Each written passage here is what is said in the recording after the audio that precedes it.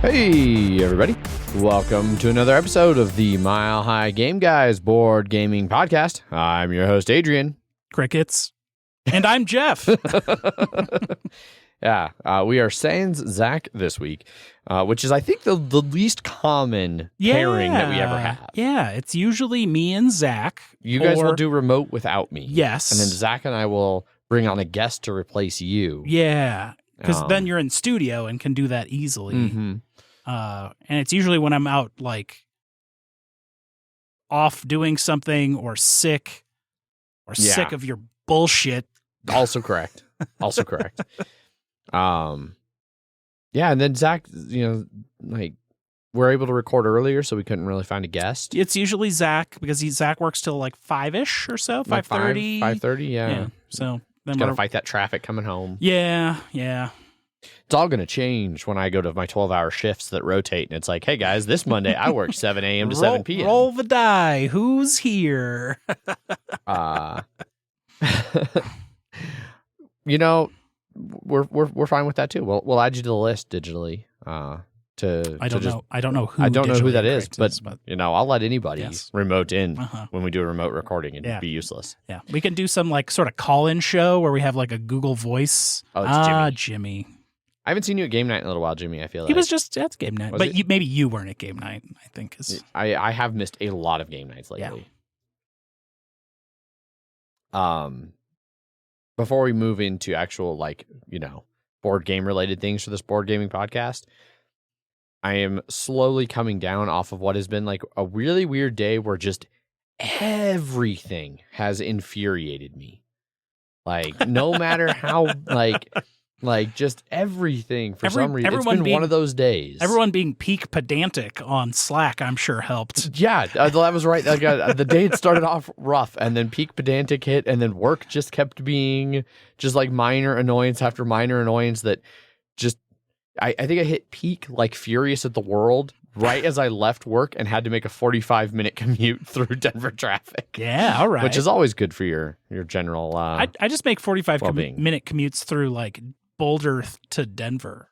Yeah. I'm curious, do you know offhand how far of a distance your commute is? 33 miles. Okay, so you have a longer distance commute, but they seem to be about the same time. Because I am in Boulder by 7 a.m., it's only about it's a 40-minute commute plus or minus 2 minutes. Okay. I average 38 to 42 minutes like every day, no matter how shitty it is, unless it's like snowy shitty. Sure. That's my average. Okay. And I do it 5 times a day for 2 years, or 5 times a week for 2 years. I get some averages down. Sure. I'm currently running about like 30 to 35 in the mornings. And mine's 21 miles. So 30 to 35 in the mornings, and then I'm a solid 45 to 55. Mine is worse coming back. If I get out at 3, it's about 50 minutes home. And then if I even think about 4 to 5:30, it's like an hour 15. Yeah. Yeah, I know some of the times coming to game night, you've been like, all right, guys, well, I'll see you in I'll see you in like an hour 45. Yeah. But I have the luxury of a tap room I can sit at and drink free beer and hang out. I don't have one of those things. Yeah, just chill until traffic dies down. I guess I could drive up to the airport and go pay airport prices. You can go root down in the airport, man. There you go. Just get through security. Yeah. Yeah. Hey, guys, I don't have a ticket or anything. I just wanted to get through to go to root down. Yeah. I couldn't go to root down anywhere else in the Denver area, but... All right, enough of that nonsense. It's board game time. Speaking of DIA, I saw that like some stuff is like done being under construction. I was like, ooh, Southwest has a nice new little check-in area now. Yeah. Some things are getting really, really snazzy over there. I can't wait till it's all done. Till the lizard people are finally complete. For anyone who hasn't flown through DIA recently, there's huge conspiracies about DIA and lizard people for decades. Yeah. They're awesome, and I highly encourage you to go look into them. Unless you're prone to believing conspiracy theories, in which case just stay away for your own sanity. However, DIA has leaned into it heavily. So like all of the construction in DIA are big signs where it's like, sorry, we're taking so long. The mole people are very demanding. Lizard people. Lizard people. Lizard people. They have all kinds of other things about it. Like building secret bunkers takes time. Controlling the world government takes effort. Stuff like that. It would have been better if like construction didn't last, I don't know, 5 to 6 years at this point.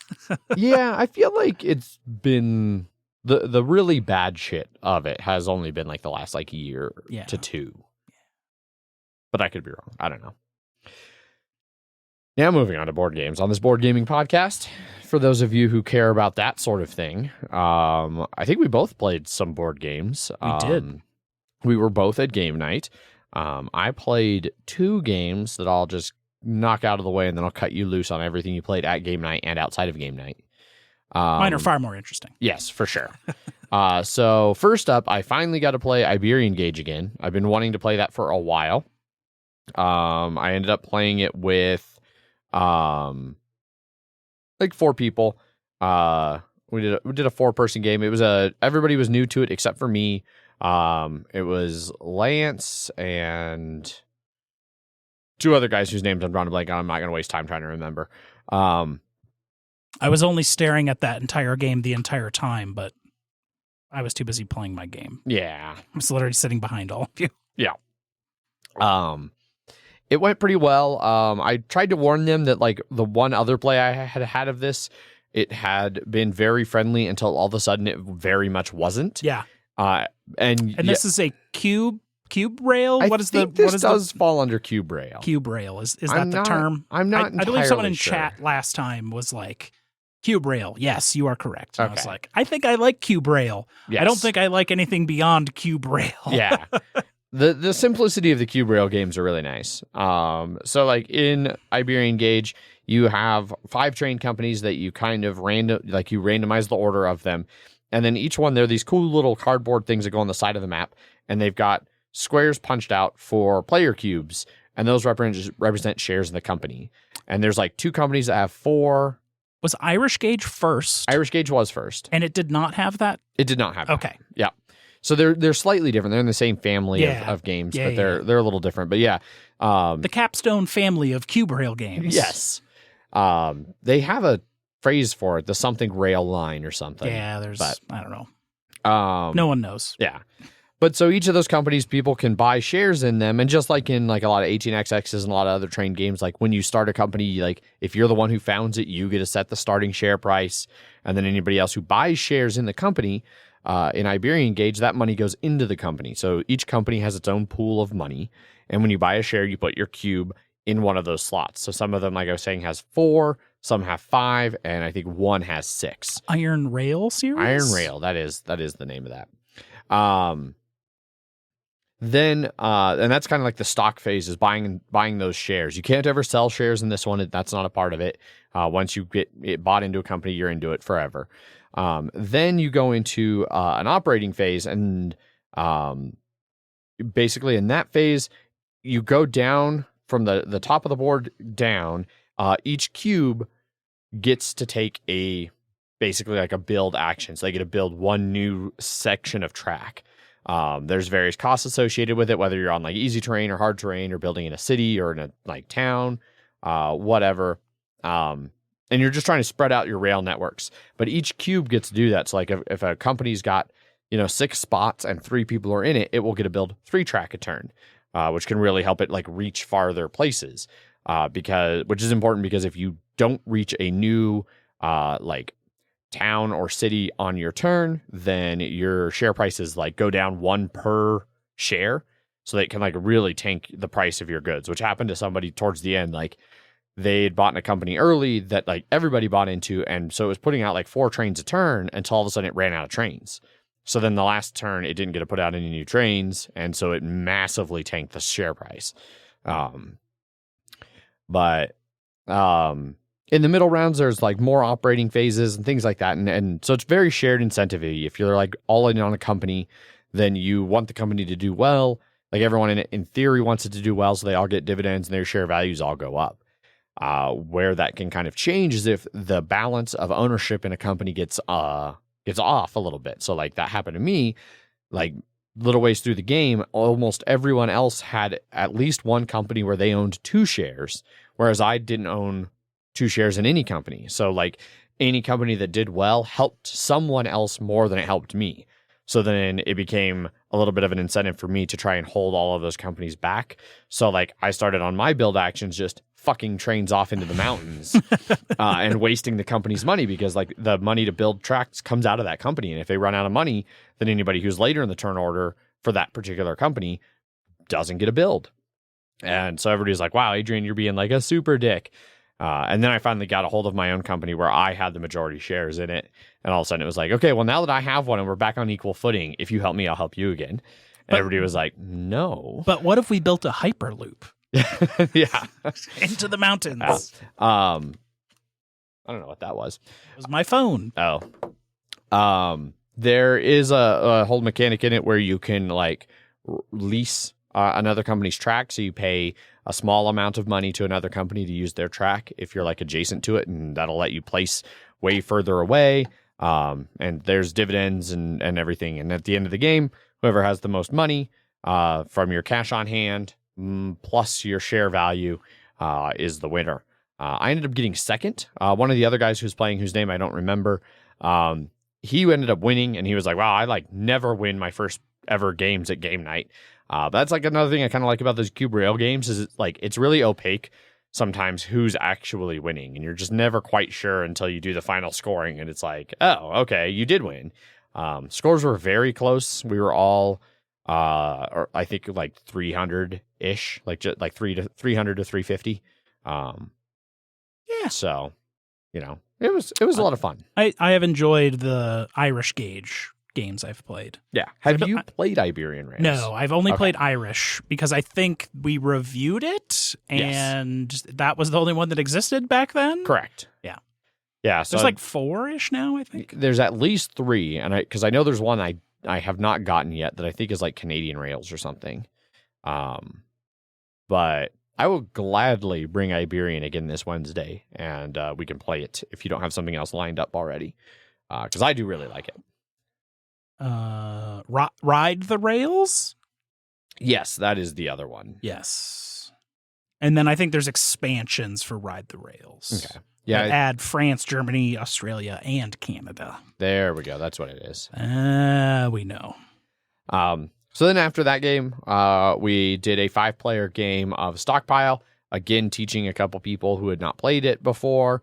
It was great. Everybody kind of got lucky with the investors deal, so everybody had some really broken investors, including myself, who had Mano Martha, which let me like look at another person's like, you got to know more information about what was going to crash, or which only really helped me on the one turn where Lance got super fucked. So Lance was trying to talk people into bidding up on a company that he knew was going to crash. Well, he was in a weird spot because he was Kramer. I can't remember what the he gets crazy to like Kramer. He gets to move something up or down. Yeah.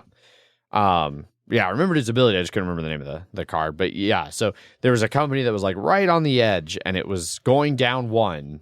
So like he could bump it up to save it, or he could bump it down to make it crash immediately before like anybody got to sell it. And so like he was kind of trying to trick people into bidding in certain areas to where like he could win. Like he definitely wanted to win it, but wanted to save it. But if somebody else got it, he was going to crash it. And then I looked at his and I was like, oh, nope, I'm going to go do something else. And everybody else was like, thank you. Well, Adrian changed his bidding strategy drastically after looking at what what Lance's cards were. So maybe we all should. It really too. depends on where you land in the rotation of buying and selling, or well, really just selling. But yeah, it was a good game. It was a pretty standard game of Stockpile overall, which I always just really enjoy Stockpile. Yeah, I did end up winning that one. Pretty handedly, I do remember. It was a pretty solid victory. It wasn't like completely blowing people out of the water though. We didn't play with like bonds and some other stuff like that would have helped too, because like that can kind of hurt newbies. One character was was Oprah, and another character was Bernie. And so like Oprah's ability is that like she starts with by far the most money, but then she has to give $2,000 out at the end of each round. Bernie's ability is he takes... I assume she gives it away in the form of bees? Yeah. Okay. Jeez. Bernie takes 2,000 from the wealthiest player, and he keeps one and gives one to the poorest player. Okay. Little redistribution of wealth there. I see. Except he also gets to keep. Them, yeah. Which is not quite. Yeah. But it was really screwing the Oprah player because he, for like the first 3 rounds, also had the most money. So he was having to give out 2,000 because of Oprah's ability, and Bernie was taking 2,000. And it wasn't until later he realized, like, oh, wait, no, I should figure out who's the second wealthiest and just keep giving them money. Like, he kept giving money to the, like, person also in last. So, like, which was mostly Lance for most of the game. So Lance kept getting, like, $4,000 at the end of each round, or 3,000. He eventually switched and was like, I'm going to give it to the second wealthiest person to try and bump them ahead of me. Like, I go down 2, they go up 2, maybe they'll pass me, and then they get 2 taken from them by Bernie. And that worked well for him the last 2 rounds. Okay. But, yeah, a lot of fun. Always enjoy Stockpile. That's it. Stockpile's great. Yeah. I had taken some board games camping this weekend thinking we might play sitting around the campsite. But it didn't happen. So those are the 2 games I played this week. Be forewarned, anyone coming to MHCC. So many games. Don't bring as many as you think. Yeah. We're not going to run out. No, don't spend an exorbitant amount of money on checked luggage to bring games to MHCC. Yeah, don't do that. Any game you would want to play should probably be here. Will be in the Denver area and can be brought. Yeah. Next year we'll have to like reach out for sponsorships from like local game stores. Sure. Yeah. See if they'll hook us up with some games. Technically, it could be later this year, depending on. It could be. It seems pretty unlikely we're going to do a second I don't know. one. I mean, the first one was pretty small in August, Yeah. so it depends on how many people want to come. Because a lot of people couldn't come to this one because it just doesn't line up with their schedule. I mean, it's still worth, in my opinion, even if it's a smaller group, still doing it because it's not expensive. Yeah. It's really whether Paul is willing to take on the burden of running it twice a year. Which seems to burden him so hard at this point that he's like, stop saying thank you. This means nothing to me for level of life effort. That's also true. Yeah. So what about you? What did you play this week? I'm going to start with the JIME time. JIME time. The JIME time. It is technically the... I played it on a Thursday instead of a Tuesday, so it came after game night, but we only got into the 3rd mission of the most recent expansion, Spreading War. We went to Umbar, which is where, I don't know, it's like south of all of the your standard Gondor, Mordor, Middle-earth-y areas. Yeah, vaguely. It's where the boats come from that Peter Jackson was on, you know? Yes. I guess they've always kind of been like, fuck you, Gondor, but we're not really bad guys. It's just like, we've never risen up against you. It's just all these people around us that always rise up against you, and then you murder them, and then we're like, cool, well, we didn't do anything. Quit hitting yourself level of city building there. It was a fun scenario. It was like get in, find clues about them, like backing the mercenaries that are attacking all of the Rohan and Gondor, and then it's like alarm, and then you got to get out of the city. And it used the new mechanics really well, like fortified. So fortified is these little tokens that are on the board spaces, but can be added, and you can't move out of the space if there are more enemy minis on your space than heroes. And same with enemies. If there's more heroes than enemy minis, that one can't move out. So it's really just it blocks movement. And when you're trying to like flee the city as fast as possible, and the previous like threat thing was like put a fortified wherever there are enemy minis. And we ran out of fortified tokens and had to use difficult terrain tokens. It was enjoyable. It was cool thinking about that mechanic, which they don't really make you think about the difficult terrain mechanic in the previous expansion very much. Yeah. But this one had like enough like dump of like smaller units with like big number counts to make us like have to worry about that. Like Paul got dug in with these 2 like elite dudes that were actually pretty strong because they had like the right keywords in JIME where it'll make them have like extra armor or extra health. And I think this one ended up with an extra armor and an extra health, which was not ideal for him trying to get out because we were running out of time. Basically, we had 2 turns to try and get him out of there. Sure. It all ended up okay, and we ended up winning that mission, which was interesting. It was a big one. It was kind of like go to 3 different sprawling areas. Since we're playing in 5 players, I guess the maps would be bigger. Yeah. Okay. And JIME was fun. We didn't run into the fun like new units and stuff that are in the game. Really, it was more of the standard like brute, soldier, ruffian. Or not brute, ruffian, I think is what I was thinking of. Anyways, because it was a human city, you wouldn't really be running into orcs and stuff like that, as is tradition. But yeah, it was our first journey map of that campaign, and it did something interesting, which they've all kind of been doing. Hopefully, they get a 3rd place.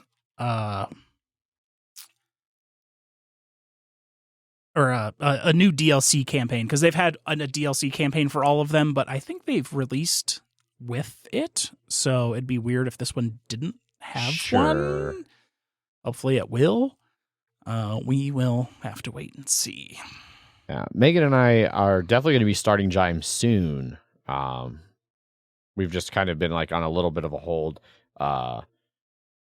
since we finished up Descent. Like, yeah, just letting that kind of mellow out, and then we'll start JIME. We didn't want to start it too soon after, because like, especially for me, I didn't want to like really unfairly compare JIME to Descent. Yeah, and it would be hard because Descent is kind of the best version of all of them. Yeah. So yeah, tell us how much you love the Lord of the Rings, which we both do love the Lord of the Rings, so that's going to help a lot.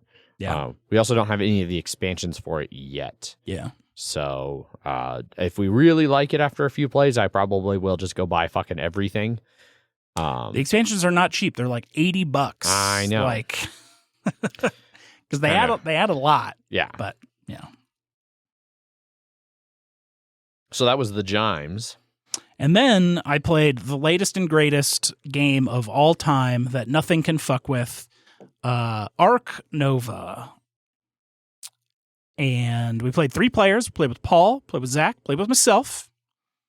Ark Nova, if you are unfamiliar, you've been living under a rock, is a game that clearly came out in Europe many years previous that I was unaware of. Like a year, right? Like it was like last year. Yeah. But now that it's hitting the US, has claimed a new like hottest of hot shit title. Rocketed into like the top 20? Top 15? 15 now? 11? I don't. It's super high now. Everyone compares it to Terraforming Mars. You could stretch to call it something like that. If you are like, hey, this card costs money, it has a requirement of having these other symbols, and then also the cards have symbols. Yeah, that seems like a stretch. I would call it a stretch, but there could be comparisons. So you all have individual tiles so you have a map. The map is individual to yourself. You're building a zoo. You have zoo like enclosures that you build onto that map that will, when you cover them, give you bonuses, which is another thing you could compare to Terraforming Mars. Yeah.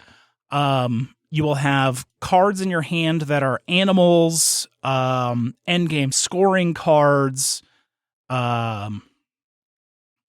There's like blue cards that are like,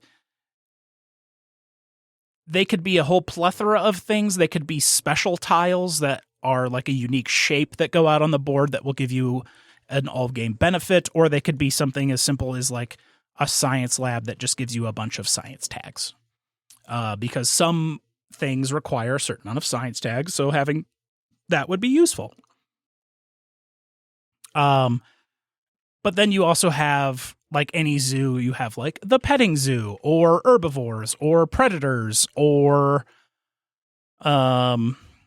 like lizards or birds or something like that. And then certain like birds have a special tile, but that's where the action card thing comes in. So the action cards work a lot like Civilization: A New Dawn, where you have 5 different actions. You have 5 different slots. The higher up on the slots it is, the more powerful that action is, because it's usually like build up to X amount of square or hexes. But if you're on the 5, you can build up to 5. If you're on the 1, you can only build 1. And certain animals require a certain enclosure space. Okay. But if you're like a reptile or a bird, you could usually get a steep discount on how much space that they take up in your zoo if that bird goes into an aviary or that lizard goes into a lizard house or whatever. Yes. Those lizard houses. Yes. The tags also are like the continents that those animals come from. It's all the continents, of course. Mm-hmm. And that's where the endgame scoring comes in. So you can score endgame, which is this whole... I should mention that Ark Nova is a Lacerda level of iconography and different shit you can do on the board. Because you have your map in front of you.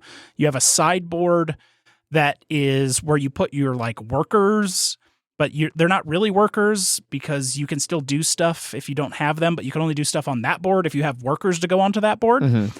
And then you need like a certain amount of like card level to get them to like further on in that board. And if you get all the way to the end, that's where you can actually like 5. That's where you can score the different scoreboards. So it's like requires 1 predator and a partner zoo of the same continent. So a partner zoo is on that sideboard where you go into that like 2 spot and then you get a little of the 5 continents that are in the game. You can put it on your board and that gives you a discount to buy the cards a la like mega credits. Like that animal would be 22, but you have the Africa partner zoo. So now it's only 20. Okay. And you have to have that partner zoo and a predator. And now you can like get the predator breeding program that gets you 2 conservation and 2 reputation. So there's a center board where there's a trench of cards that you can purchase from. Okay. But you can only purchase up to your reputation. And you need to go down that reputation line to be able to get cards from that row.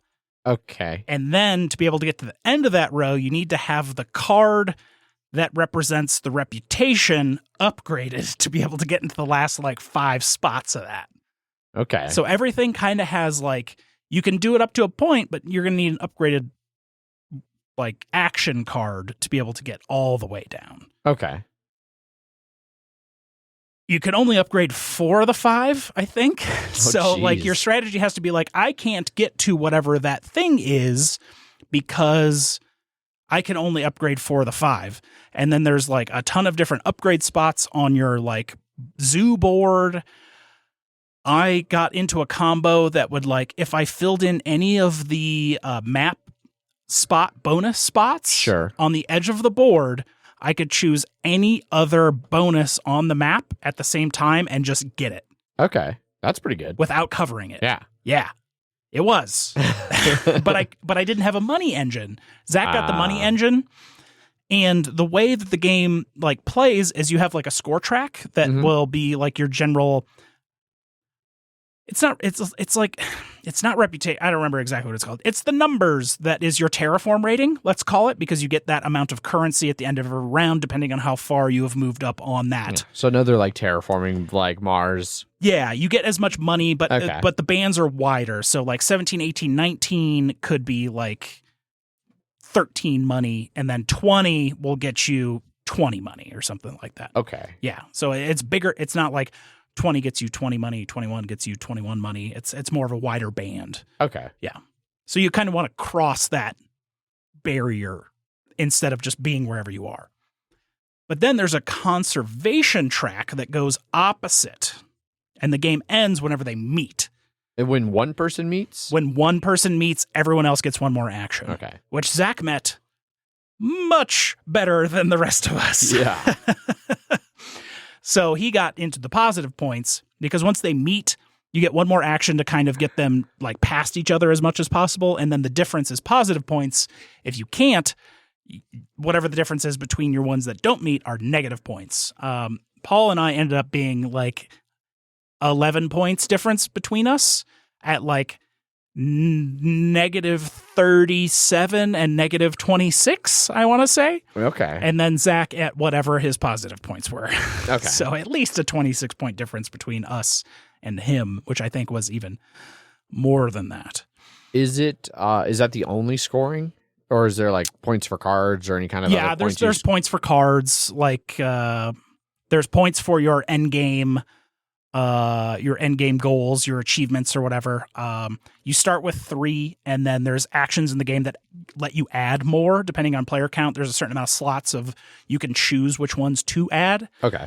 It just so happened that Paul and Zach, definitely more Zach, ended up with cards in their hand that were more beneficial to whatever those were to start with. Okay. Which helped. Sure. Where I had like nothing. I had like petting zoo shit. And like petting zoo gets you money. It's a special tile. There's 3 slots. You put a petting zoo, like a sheep on there, and you get 3 money, and then you get an extra 3 money for every other petting zoo animal that's on there. So the more petting zoo stuff you have, you kind of get like a bonus chunk of money, and it fills up your board. Because the more you fill up your board, the more bonus points you get. There's no like negative points like Feast for Odin for like not filling it. Sure. It's just you're not getting bonus points for filling up your whole zoo, which feels insane to me after the first play to be good enough at the game to fill that whole fucking board. It's definitely that level of like, oh, I could do this game much better. Okay. I mean, that's how like Feast for Odin the first time we played was like, wait, how the fuck do you fill this board, let alone fill like sideboards? Yeah, absolutely. And then we played all on standard maps, so we all had the same map, but then on the other side of each of the maps is a unique map. Okay. With its own unique like power. Like the other side of mine was, it had this little research station in the bottom left. Every enclosure connected to that would let me ignore one requirement of my choice from it. Oh, damn. So if I needed 3 predators to be able to play the tiger, would only need 2 or something like that. And then each of them were unique in their own unique ways. Yeah, it's just a lot of playing the cards and playing cards that synergize well with the end game objectives, getting a decent engine. Like Zach had this engine where he could just like, I'm going to draw a fuckload of cards, and then I'm going to play this other card that lets me discard them for like 4 money each. And then it's like, I don't have to worry about money anymore. And he had that like action 2 of the first round. It was like, cool. All right. I guess you don't have to worry about money. Yeah. Paul said that was like one of his kind of complaints about it was that it seemed pretty obvious, like card draw midway through the game that Zach was just going to run away with the game. Yes, absolutely. Yeah. It was definitely just playing the rest of the game out to be like, I'm learning the game. I mean, I ran into some of the like blue card benefits where it was like every time anyone would play a research icon, I would get 2 money, which was cool. I had like I had a good predator engine going, but predators are like the super expensive stuff, and I didn't have any real good way to get money, so I was going multiple rounds without like playing any animals out. And then Zach, every time he was doing some action off of a certain space, was just getting a free like 1 space on his zoo, just like over and over and over and over. So he had like a zillion 1 spaces on his board, but every time he covers something up, he can just, get a free card or this or that. And because he was covering up more. Okay. Like I ran into an issue where I couldn't get my reputation up. I didn't get my like workers out to be able to go to that other board, because you just need to get your you need to get more stuff on your player board to unlock those extra things. And I just couldn't get the things that let me do the thing. Sure. Yeah. Those things. Yes. But I definitely want to play it some more. It was not bad in any way, shape, or form. Now that I know how the game works, because I mean, it's just like an overload of iconography and different actions that you could possibly take. I mean, you really only have those 5 actions, but like when you do them, where you do them, what order you do them, there's just like a lot. Nice. And I mean, on top of that, the conservation track that kind of comes from the backside, the first person that gets to like these first spots gets like an extra like benefit that like removes itself. There's always a printed one, but they get like a better version Okay. the earlier they get there, I guess. Huh. Yeah, it's Arcanova is good. I would like to play it some more. I've heard it's really good as a 2-player. So at some point, I'm going to try and borrow somebody's and play it with Megan and see how we feel about it. Yeah, it seems like 2 or 3 or solo is kind of how it is. Yeah. And then 4 is like, do you want to be here for an eternity? no, thank you. Yeah. But even our first time playing top to bottom, 3 players at a brewery game night, it was only a little under 2.5 hours. Yeah. Yeah. With everything included, teaching, etc. Because we had finished our game of Iberian Gauge and we're like, maybe halfway into Stockpile by the time you guys wrapped up. So, yeah.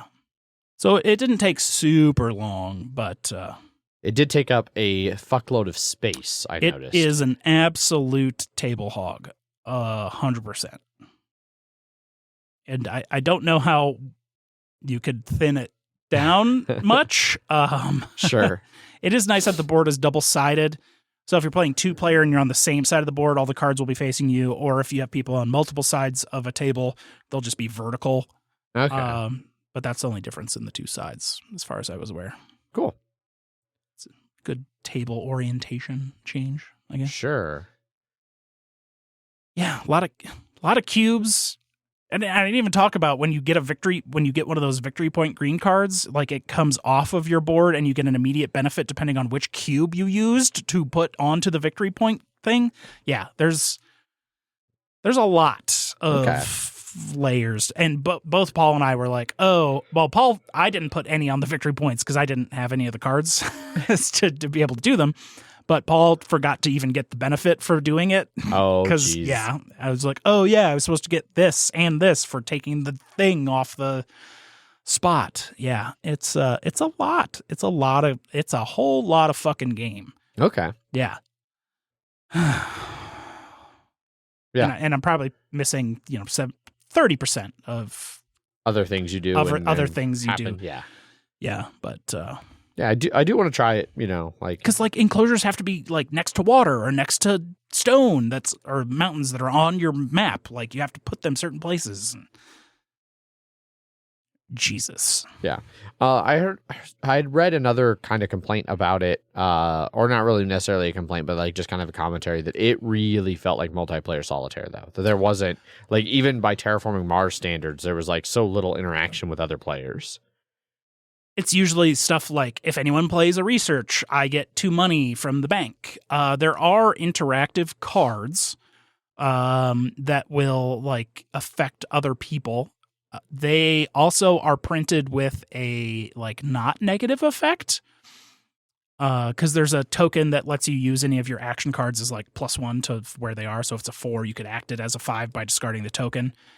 But the platypus has venom, which when you would put a platypus out, each of your opponents gets a venom token on their lowest cost action card. And if they would use any above their lowest cost action card, they would have to pay 2 money to the bank for doing that action. And it only goes to people that are ahead of you on the score track. But you could also just not do that and get one of those like +1 action power tokens. Okay. And Paul's main complaint, it was like, well, I don't like that it's a little bit interactive. I'd rather just to have it be not interactive. Sure. But every card has a just do the positive thing instead of doing the negative thing. So you could just turn the interaction off if you wanted. Okay. Yeah. Right on. Anything else you play? I think that's it. Okay. Well, then that wraps up what we've been playing. Zach is just brooding over there in the corner. Absolutely. He doesn't feel like talking about what he played. No. He doesn't want to gloat about his Ark Nova win. Which he absolutely dominated us. Yeah.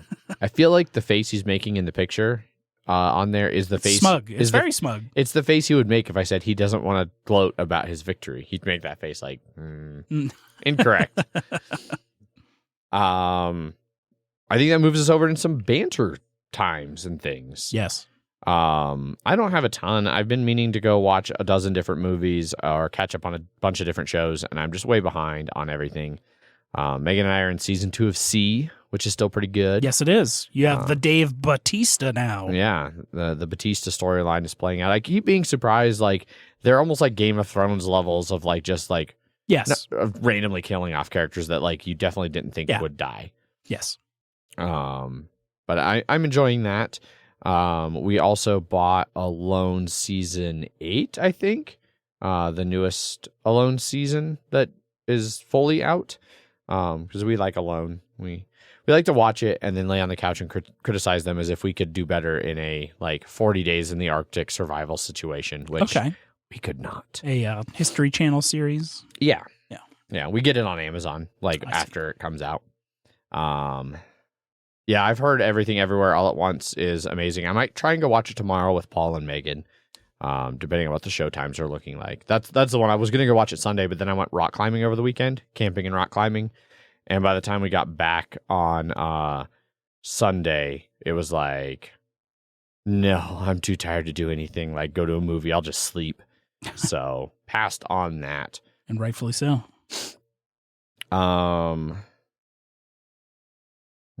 Been playing a little bit of VR. Still working my way through Half-Life Alyx. I'm not sure how close I'm getting to the end. I still have not hit Jeff. I got to the part where you get the flashlight. That's as far as I got. It's a good part. Yeah. The flashlight because bit you're is in the fucking dark. Terrifying. Yeah. I had a spot where I had to fight 2 of the, I don't know, something like devil dogs or electric dogs or something.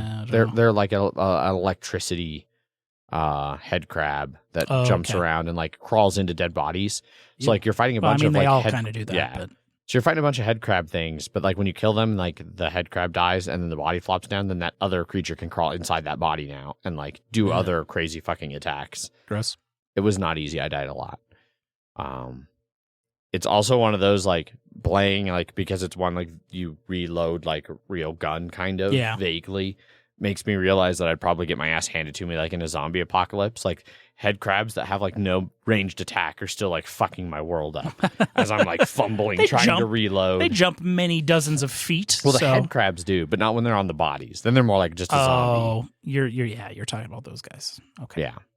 Yeah, the head crabs do jump. Man, it is super satisfying when an armored head crab jumps because you can grab it and then just shoot it directly. I think I mentioned that before. It is still one of the most satisfying things I've ever done in any video game. Yeah. I don't know. Rock climbing was fun. I hadn't been rock climbing on real rocks in forever.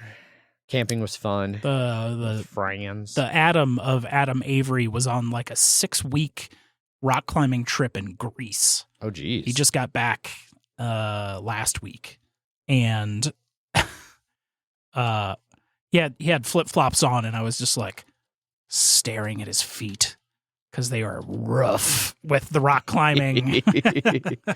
I could believe that. Yeah. I'm sure people have seen people's rock climbing feet before, and it looked like he had rock climbed for 6 weeks on those feet. Yeah. Yeah.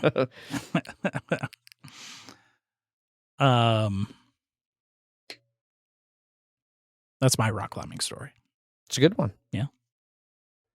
Yeah, I don't know. That's about it for me. I haven't done a lot. I feel like I've been busy, but I haven't done much with my busyness. I've just been playing board games and stuff. Went up to Frisco on Saturday to help clean the snowboard condo on the last day. Oh, yeah. Yeah. It was just 3 of us. It was Jim, Jelaine, and myself. Julie had gone up at some point, but missed her. She was in and out before I even got there at like 10. Oh, damn. Yeah. So I helped clean, then went out to Outer Range. I had brought up a case of beer for that specific purpose. Jelaine and Jim were both blown away by the world of beer trade. I was like, yeah, I just bring them beer and they give me free beer. because I brought them beer. I can't believe Jelaine didn't know about this from being in condos with Ant for so long. She had. I think Jim was the one that was most like blown away. But I think it was more like, oh, I am getting free beer too? And I was like, yes, you are getting free beer too. Oh, yeah. Like the hey, this person brought me beer, so like their whole group is getting at least some free beer. Yes. Yeah. And then I ate the chicken sandwich there for the first time. They call it Thai-ish. It was Thai-ish. It had like peanut, like spicy, also had mint on it, which was interesting. Okay. Yeah. I didn't know Outer Range had a kitchen. They had completely remodeled that place in the last few years. Okay. They have a chicken spot in there. They have a coffee spot in there. Ooh, fancy. Yeah. They spared no expense before they bought a place off the edge of the French Alps, which is their next location. Which is fucking bonkers. Yeah. And then they'll have a transfer program between two locations. For like workers? For people that work there to go to France, or people in France to come to America. Yeah. And then, work in the mountains. That's super cool. Yeah. That's really awesome. Yeah. Outer Range fucks. If you like hazy as fuck stuff. Yeah. Which I'm hit or miss on these days, but yeah. But I did Outer Range, and then I came down the mountains and I went to Cannonball Creek. And then I went over to Cohesion, which are some of my favorite breweries in Colorado, for sure. Don't know if I've actually been to Cohesion. You should go to Cohesion. It's good if you like Czech lagers, because that's all they have. Oh, great. Yeah, but they are delicious. Well, they do like Outer Range collab stuff, so they have like other taps there too.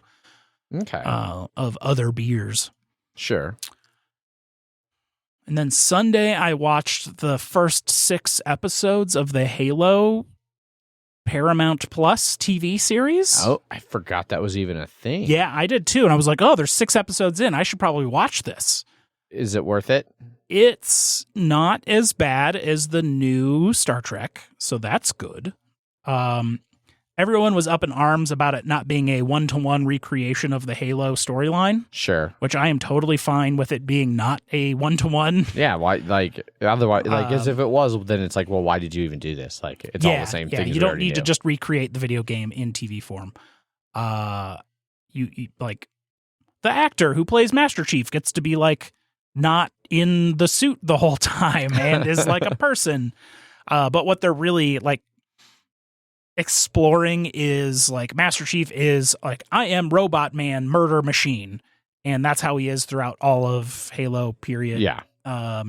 They almost immediately turn him into like a normal person. I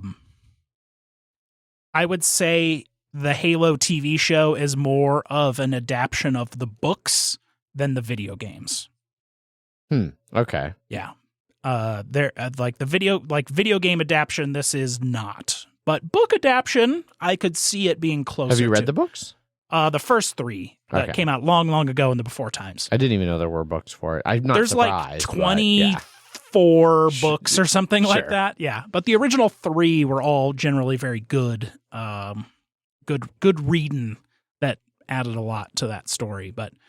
Basically, it's about like, oh, I have all of these cybernetic augmentations. One of them makes me like numb to the world and makes me robot murder machine man, which is what all the video games are. But he's like, what if I take that out? And I was like, oh, I feel things again. And like how he's dealing with that. Okay.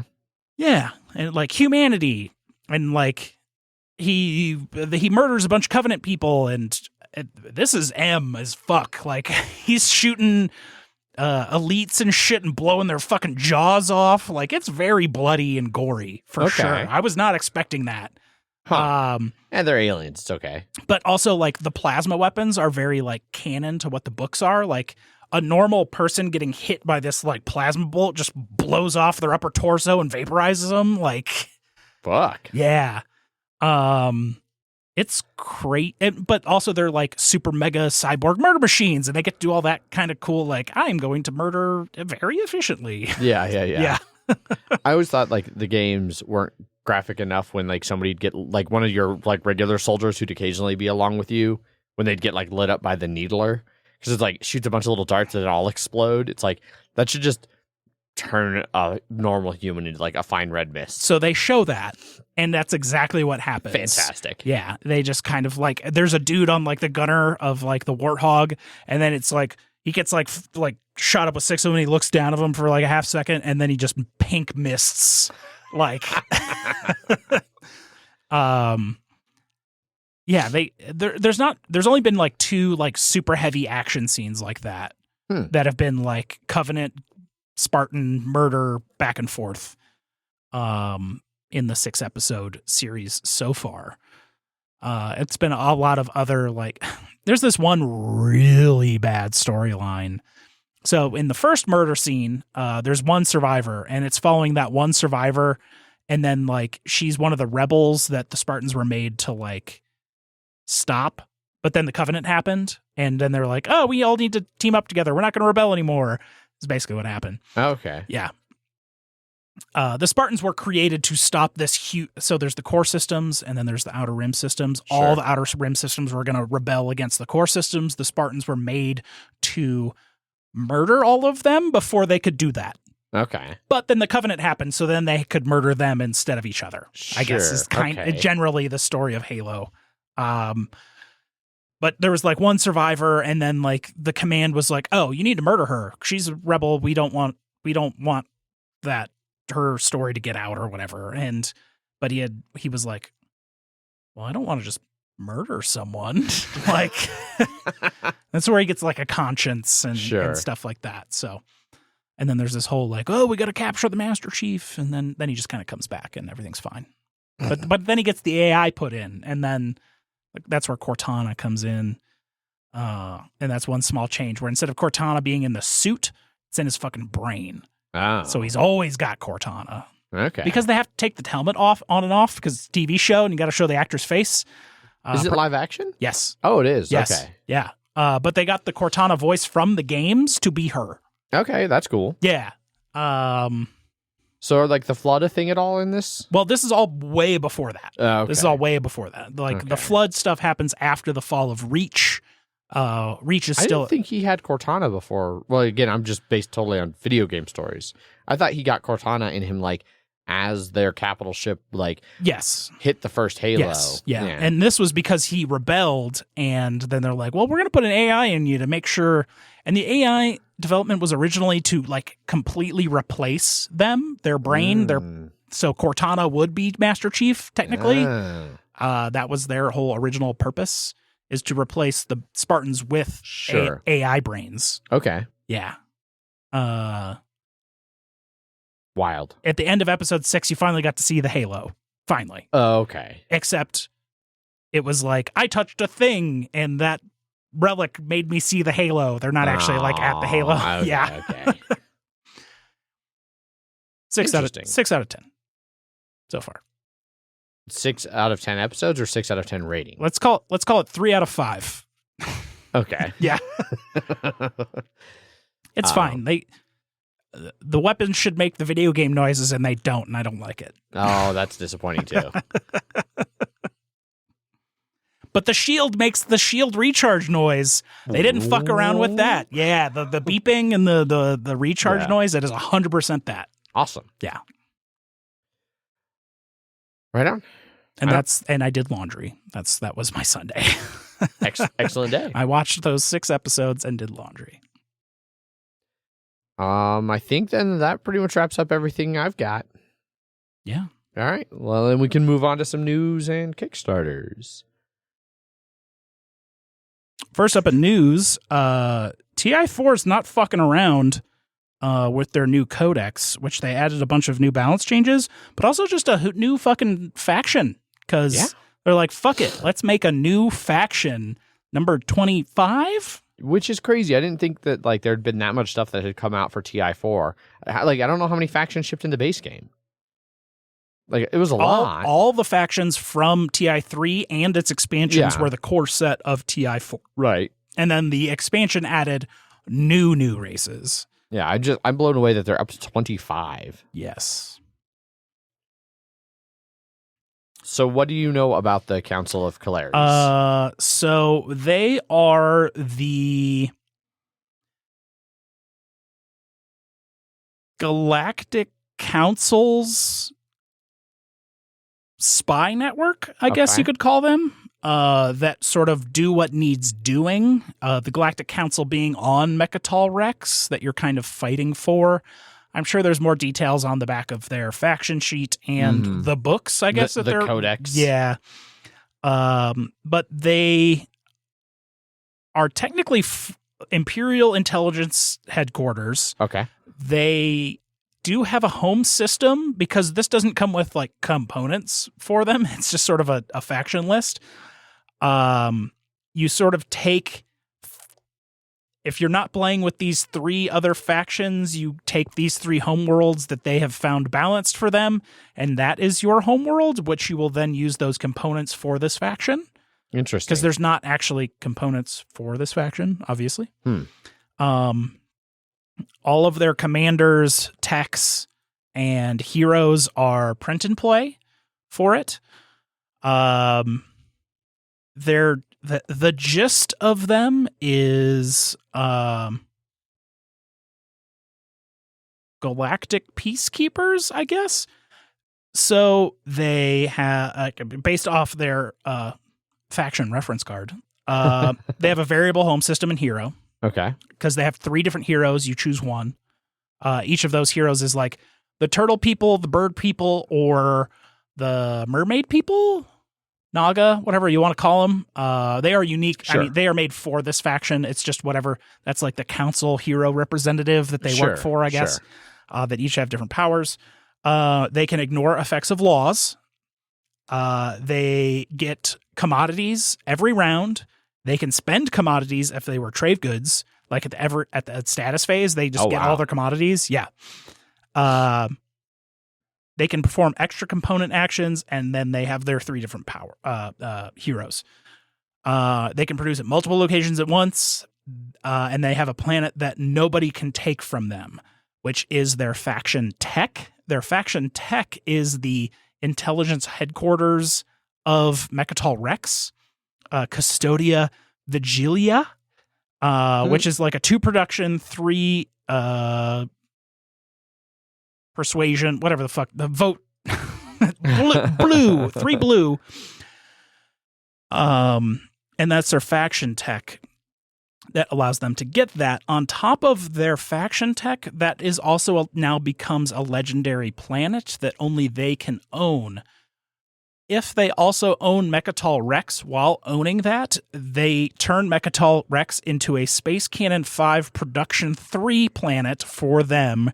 And anytime anyone would score victory points using Imperial, they get 2 command tokens. Which is nuts. Which is absolutely nuts. So don't let them do that.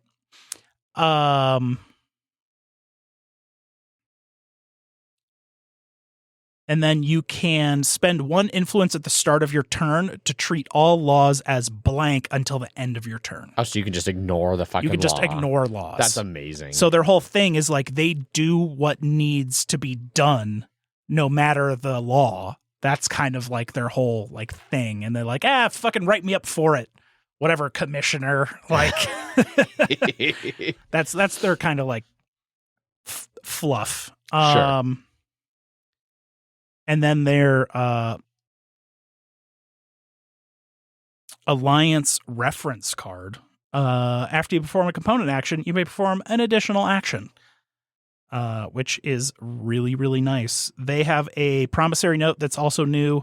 Promissory note is after an agenda is revealed, you cannot vote on this agenda, predict aloud an outcome of this agenda. If your prediction is correct, draw an action card and gain 2 trade goods, then give this back to the faction. Okay. Their flagship is other players must spend 2 influence to activate the system that this command ship is in. And then their mech is similar with having to spend, I believe it's 1 influence. Yes. Yeah, other players must spend 1 influence to commit ground forces to the planet that contains this unit. So to be able to attack you with mechs or your flagship, you have to spend influence to be able to even to attack them.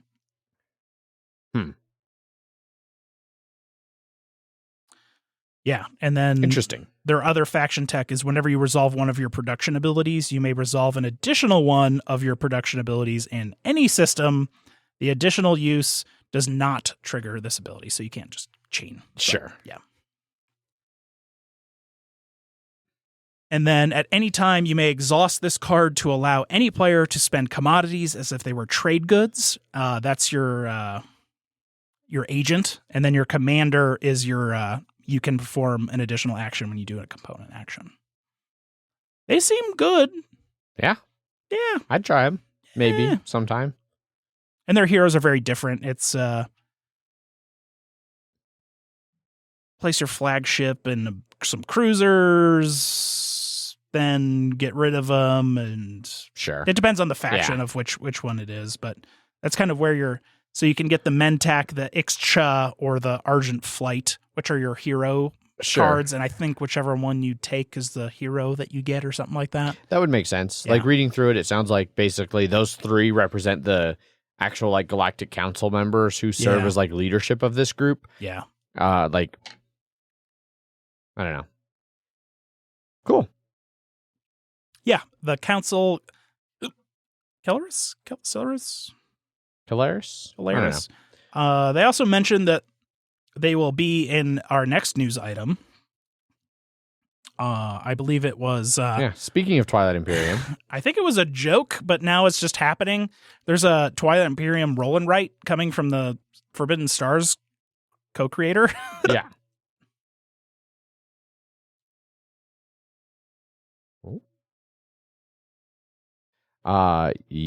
So Twilight Imperium Inscription is this one. TII. And it is like redonkulous.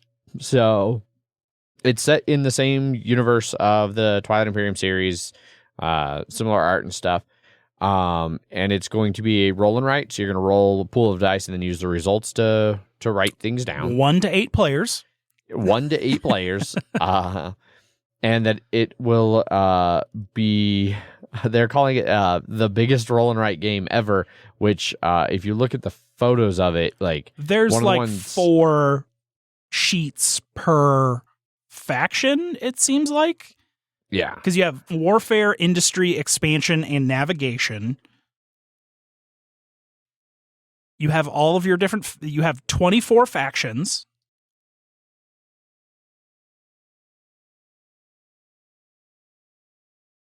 They call them chalk markers, but I think they're just. I think they're going to be like a liquid chalk. And then it's all reusable player sheets, which is nice for the amount of detail that is on this very tiny. I can't find. Here. I should have had you send me that picture to somewhere else so I could have pulled it up on the stream. Yeah. The photo of the boards though is freaking nuts. It is huge. Yes. And it sounds like there's going to be like some level of player interaction as you can like kind of fight and stuff. Or maybe like your fighting will like be based off of what other people's scores are. I don't know. It's kind of crazy. And 1 to 8 players, which like sometimes isn't a big deal for roll and writes. Like a lot of the flip and fills are like 1 to 100, because they're basically multiplayer solitaire. But if this actually has any kind of player interaction, it'll be interesting to see what an 8-player interaction roll and write looks like. Yeah, we'll just have to wait and see. It's supposed to come out sometime. Yeah, there's yet to be an official release date according to this article here. Yeah. So, yeah. All the things Twilight Imperium for the 25th anniversary of Twilight Imperium. Yes. And then last up on news, the 16th annual Golden Geek Awards have been announced. Yeah, I totally forgot about voting for these. I meant to talk about it last week and just totally forgot. I looked at it and I was like, I'll vote later. Oh, it's already done. Okay, cool. Golden Geeks, no obvious weird stuff this year, like Wingspan winning, 12 of the 16 categories or something like that. Right, yeah. Best two-player game, Radlands, which I own but have not played. Yeah, I yet. don't know if Zach has played it at all. I had never even heard of it. Yeah, so. it was a Kickstarter. When I heard some buzz around it after it released, I was like, oh, maybe I could get the deluxe edition. But they had it Wizards. I mean, the base game is cheap. It's only like $15, $17 or something like that. But the deluxe edition was like $60. Oh, Jesus. I was just like, meh, we'll see. Best artwork, Sleeping Gods. As someone that recently played Sleeping Gods, I haven't gone through enough of the artwork to really say it's the best. Yeah. I like that. Canvas was runner-up, which we have played and I enjoyed. I really like the way that it felt like real paintings you were making in Canvas. So I really like that. And then Oath has Kyle Farron's art, which I am a total stan for Kyle Farron art. Cooperative game, The Crew, Mission Deep Sea, aka The Crew 2. Which is fucking great. It's amazing. Yep. Sleeping Gods and Micro Macro 2, Full House, the sequel. I need to play Micro Macro. Yeah, I have them both. Yeah, been fun. Somebody gave me their Micro Macro. Yeah. And I need to play it. Yeah, it's good. Expansion, Lost Ruins of Arnak, which I own but have not played, but I have looked through. It seems like it would be, personal player powers of the game. Sure. Yep. Have you played Concordia Solitaria? I have not. Is that, I would assume, solo? That's what it sounds like to me. Yeah. I did not know that was a thing until now. I'm going to have to check it out. Yeah. I've also really wanted to play Parks for a long time. I've heard good things about it. Yeah. And its expansion was also one of the runners. I think met one of the designers or publishers at the PAX Unplugged post media thing. He was just hanging out. Nice. Yeah. Innovative. Oath. Innovative? Yeah. I don't know why you say it so. Oh my God, you're killing me. Oath. I have not played Oath, but I'm sure you can realize how innovative it is. So I do think Oath is a really good one on that. Canvas, I could see it was one of the runners up there. I could see that, except like other games have kind of done that multi-layer card crafting. So it wasn't that unique. It was like a kind of a unique take on it. Yeah. Applying it to artwork. But like Oath is it is such an interesting game, and it does a lot of really interesting things about how the way that a previous game finishes affects the next game without being like a true legacy game. So like you can really, although they say it's better to play with like the same core group, you can really just play it with anybody, and those games will still kind of start to tell a story. Yeah. Which I think is really cool. Sleeping Gods is in there. I don't know if Sleeping Gods was very innovative. I don't know enough about it. Off of my one play, it's like, sure, move to a place, read journal entries. Yeah. I don't know. Sleeping Gods has been very popular this year. It has. Light Game of the Year, Cascadia. Obviously, yeah, totally. It's great. Cascadia is great. Canvas is also on there. Canvas is coming up a lot for this game that I just picked up used from some dude. Yeah. Like I saw it at a game night. Somebody else was playing it. It wasn't you. Yeah. Like they were like newbies. And I was like, Megan. That's that game I was telling you about. Seven Wonders Architects on there, but I've heard not great things about Architects. Yeah, I don't know. I have to wait and see. Medium game, The Crew 2. It's interesting. I feel like The Crew isn't that much weightier than Cascadia. Yeah. Like maybe some of the really advanced stuff, but even then it's like it's just tricky card play from a trick-taking game. I would call that distinctly in the medium light to light category. Yeah. Sleeping Gods and Terraforming Mars Ares Expedition. Those would definitely be in the medium. Heavy game of the year, of course, obviously, Ark Nova. I mean, I don't know. I haven't played it yet, so I can't really say one way or the other, but it seems like it's starting to give me overhype vibes that people are going way more nuts about it, and that for me, it's probably not going to live up to that. It's going to be like, it's fine. Yeah. Oath being in there. Oath, and then great runner-up. Imperium Classics, which I have no idea what that game is. Same. Not familiar. Not unfamiliar. Don't know any of the party games. Yeah, So Clover, the winner there. The Shut Up and Sit Down special edition game, Don't Get Got, was a runner-up, but aside from the Shut Up and Sit Down name, I don't know anything about it. Print and Play Gloom Holden, which I think was that like re-implementation of like Gloomhaven turned into a card game. I think we did talk about that. I think that was, I feel like that was a lot longer ago than to be on this round of the Golden Geeks. I would call it June 2021. Okay. Felt like it was longer ago. Well, it was about 11 months ago when we talked about it. So Interesting that both Sleeping Gods and Ark Nova are runners up for solo game. Yeah, Sleeping Gods, I would definitely say is better. It's like solo 2-player, so you can see it there. Final Girl, I think, is literally only solo. Yes, on that one I do believe is only solo. And then Ark Nova must have a very good solo mode. Must. Yeah. Thematic game, Sleeping Gods, of course, winning again. Oath in there with the Final Girl. War game, Undaunted Reinforcements, which is the big box expansion to both of the other games. So it's an all-in-one box, which I have. It's a great big box for all of those other games. It just adds a bunch more, and I think it adds a like legit solo mode in there as well. For War Game, understandable that one would win. Sure, of the most accessible podcast, Board Game Barrage. Another one out of the way for our future defaults. Only one left. Although new ones keep starting that keep showing up in these lists, and it's definitely hurting our chances. This game is broken. I've heard of before, but no idea who 5 Games for Doomsday is. So 5 Games for Doomsday is I'm drawing a blank on the names. There was a different podcast that I did really like that had a very dramatic split with lots of accusations of gaslighting and controlling natures and shit like that. Okay. 5 Games for Doomsday is one of those guys.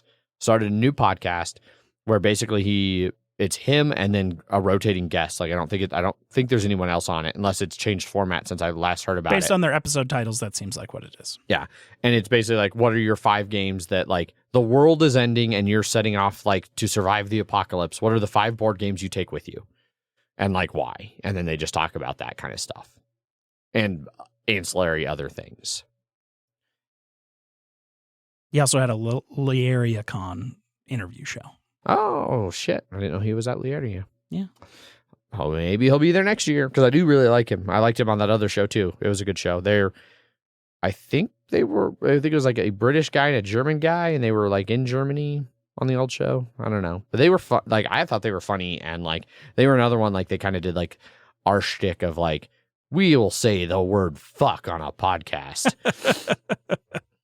I don't know if they still do on 5 Games for Doomsday or not, or if they cleaned it up. But Board Game Barrage is quickly catching up to us in episode count. 223 episodes.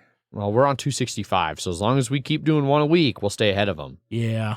Unfortunately, we've missed a lot of episodes over the last couple years. But theirs are only like 40 minutes to an hour, so we're default 50% more. We're already an hour and 15, and we haven't even gotten out of news and Kickstarter yet. Yeah. Well, this is the last of the news. So I know. Board game app, shocker, Gloomhaven released. Gloomhaven is the winner. Yeah. Too bad about the companion app for everything Gloomhaven. Yeah, but why would you need that when you could just play Gloomhaven on the app? Yeah, on the game, the PC game Gloomhaven, the famous PC game Gloomhaven. There we go. That is indeed it for news. So we can move on to some Kickstarter / crowdfunding. Yes. First up, we have Wayfarers of the South Tigris. This is Tigris? I don't know. Tigris River? I don't know. Very well funded, $278,000 of its $15,000 goal, over 4,400 backers, less than a week left to pledge this one, which you can at its metal coin including version for $53. This is, of course, from Shem Phillips of the Raiders of the North Sea, West the Kingdom. Blank of the blank. Yeah, we don't have an East in here yet. Not yet. So we're at South currently. The first of the South games. Yes. So this one, you are various mappers or wayfarers that are trying to map the stars, the local. So you set off from Baghdad to map the surrounding land, waterways, and heavens above. You are, it's a worker placement, dice placement, tableau building. You are engine building. You have 160 cards to build your tableau, most of which they are unique. There's player interaction with influence. A lot of the iconography in this game continues from a lot of others, where there are victory points on all of your various, astrological objects that you're finding and mapping. There's going to be a solo mode and I guess 4 unique AIs to compete against. Ooh. I guess there's going to be more interaction in the rest of the South series. So you're getting victory points. You get victory points from mapping land, water, sky. You get to upgrade your caravans, get inspiration, and then influence the guilds of science, trade, and exploration. And then you will make discoveries, and you'll want to quickly journal your progress. I assume there's some sort of like banking system in there. That'd make sense. And then the more you journal, that's kind of like the turn timer. If you get all the way to the right in your journal, boom, game ends. There you go. It's fully available on Tabletop Simulator right now. The tableau seems pretty interesting, how you connect everything. So there's 3 double-sided main board sections. You have your player boards, and then a equal amount of space, land, and water cards. Bunch of dice, because of course it's a dice placement. It actually comes with an insert that seems pretty decent. Fingers crossed in 2 years there's not going to be a Wayfarers big box that makes you have to just buy the big box to hold all the expansion shit. From the way everything fits together real nice in this, when you're building your tableau, they all kind of like connect to make your exploration look like your own unique landmass. And and then the stars above connected to that, sure. I guess. Yeah. And then each of those has a various iconography that makes more sense if you actually play the game. Yeah. Sure. But it seems like you kind of create that tableau and it makes yourself a nice little map in there. It's like, I got Mars. Suck it, nerds. You'll have your classic townsfolk cards that will give you various benefits, your inspirations and schemes. Of course, it'll have a bunch of punch board resources, but you can pay the extra $11 and get a nice new set of 50 metal coins, which are unique for the South Tigris series. Of course, the West Kingdom all had their own metal coins. Raiders of the North Sea, etc., all had their own nice metal coins. Always nice metal coins in these series. Yeah, definitely. The nice thing about all of their Kickstarters is you don't really miss out on anything. There is a promo pack, but they always have those available for sale afterwards. You just get it for free by doing the Kickstarter. Yeah. And then I think the metal coins come a little cheaper. I don't think they're normally $11 for 50 metal coins. No, I'm pretty sure they're not. But yeah. That's a pretty great price for metal coins. Yeah, and just kind of generic metal coins as well. Yeah, no, they look nice. Yeah. They got a picture of them way down here at the bottom. Medieval Baghdad. Yeah. Most of these games seem inscrutable until you're like taught them and then you're like, oh, this is actually really easy. Yeah. I haven't played all of them, but the ones I have played are all that way. I own all of the West Kingdom games at this point and have only played Viscounts. I think Viscounts is the one I played. That's the one where you're like running around the building. It's the Rondell thing. Yes. We played it on stream. Indeed. Yeah.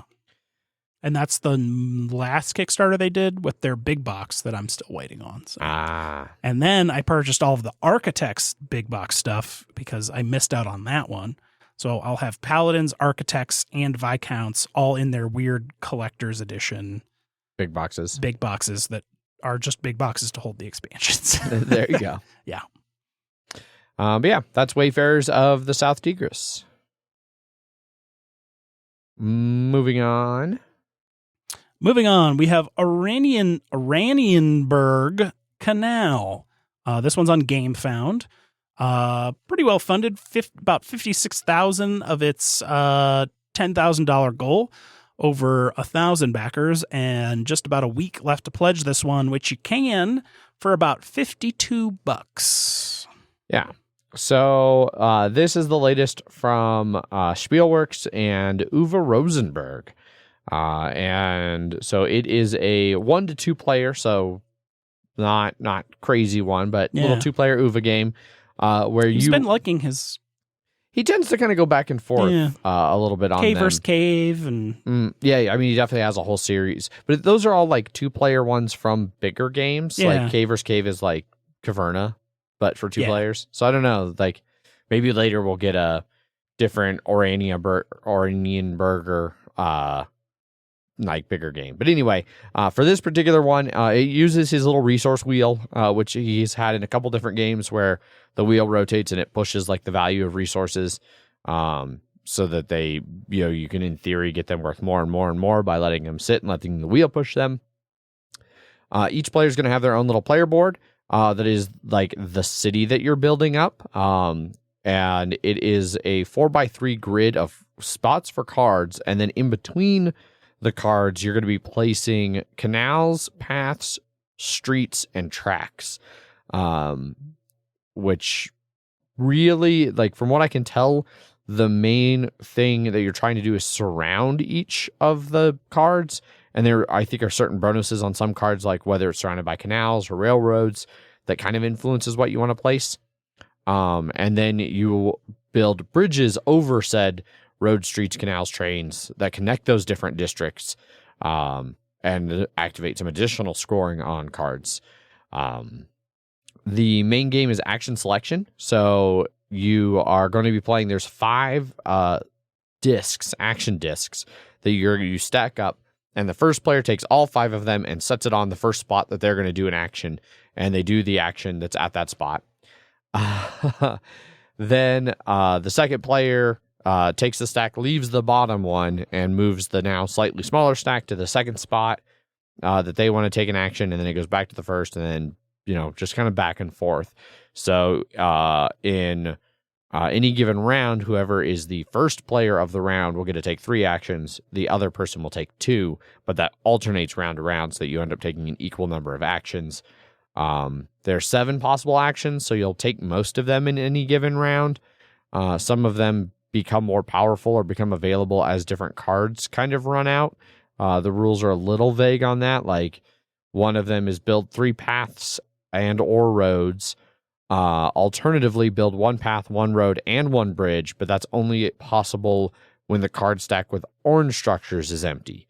So the game board doesn't really seem to indicate whether like those cards cover up something that then will be revealed. Like, potentially looking at it, I could see where like the green cards would sit and cover up that bridge icon on that space.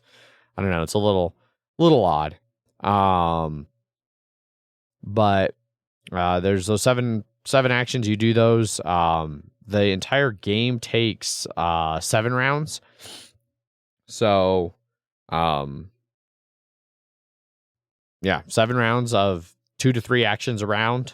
So really limited actions that you get to do to try and fill out your game board as you try and fill in the different buildings. It's like buildings have pretty straightforward iconography for like what it costs to build them, how many points you score for building it, and then what some of their abilities are is where the iconography starts to get a little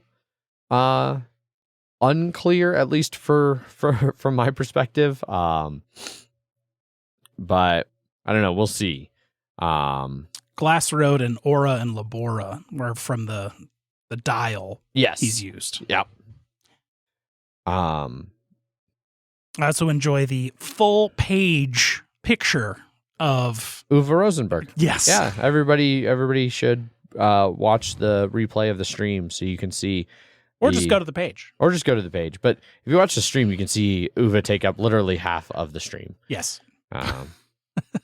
So there's going to be deck A and deck B card expansion. Yeah, right? so there's the base deck that comes with the game, and then the base The cheapest pledge comes with 2 expansion decks. There's going to be a total of 4 expansion decks when everything is finally done. So, yeah, I don't know. It seems like it would be like it seems like there's definitely a potential for a really interesting game here. Yeah. It has a Tabletopia version you can play if you want to. I don't know. The art and design is kind of interesting. It feels a bit dated to me, to be honest, but seems like Spielworks to me. I mean, a little bit, but yeah. So there you go. It's pretty straightforward. It seems like, which some of Uva's stuff can be. Some of it can be really dense, but there you go. Yeah.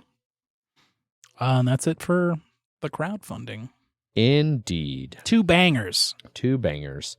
That is gonna basically be it. There was no listener feedback this week. Zach's gone, so we didn't get to hear anything from him about Arc Nova or JIME, which are probably the only 2 games he played. Probably. But yeah, I think you guys know all the different ways to get a hold of us at this point. If not, I'll list them again next week because I'm tired. I want to go play VR before I have to go to bed. And make your eyes even more tired. Make them nice and tired right before I go to bed. Yeah. That was one thing from Banter that I didn't mention. I got my prescription VR lenses. Oh. Super nice. Definitely well worth the $120 I paid for them. Yeah. But that's all I'm going to say about that for now. Slack. Twitter. Elon Musk's Twitter. He put his name in front of it now. Yeah. Formula 1 next week. Miami. First race ever. It's Sunday, right? Sunday. Sunday. Qualifying Saturday, race Sunday. Yeah. Practice Friday. I'll probably watch practice just because it's a new track and just be able to see the cars kind of go around. One of the off ramps of the highway nearby goes maybe a couple dozen feet above the track. Oh shit. Yeah, it's right there. I think they would definitely have to close that if the race was running. Oh yeah, I gotta think so. Yeah. But I couldn't risk some asshole throwing something off onto the track. But I think that ramp actually just goes to the venue, so it doesn't it's not like a major traffic route. Okay. No. Is much of the venue on real streets, or is it just a track? Some is. Okay. But it's all it's basically a parking lot track. They just made a track in a fucking parking lot of the Hard Rock Stadium or whatever. Okay. I don't even know who plays out of the fucking Hard Rock Stadium in Miami. I have the Knicks. No, that's not it at all. That's New York. Yeah. The Heat? Is the Heat, or is that's somebody else too, I think. Home Rock Hard Rock Stadium looks like Miami Dolphins. Oh, I forgot Miami did have a football team for a second. I believe they are notable for the Miami Dolphins. Gotcha. And WrestleManias. Well, before WrestleMania 28 in 2012. Well, before we turn the end of the episode into Banter 2.0, let's just close this out.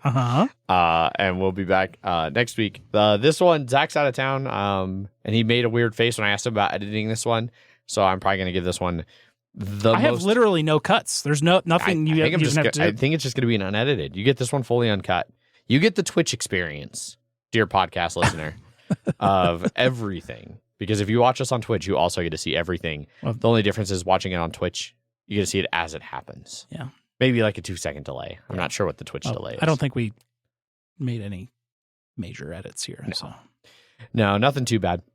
But that is going to be it for this episode. Thanks everybody for listening and or watching. We ended by the time we normally start, which is amazing. Yeah. So, as always, I've been your host, Adrian. Crickets. And I'm zoologist Jeff. Bye. Bye.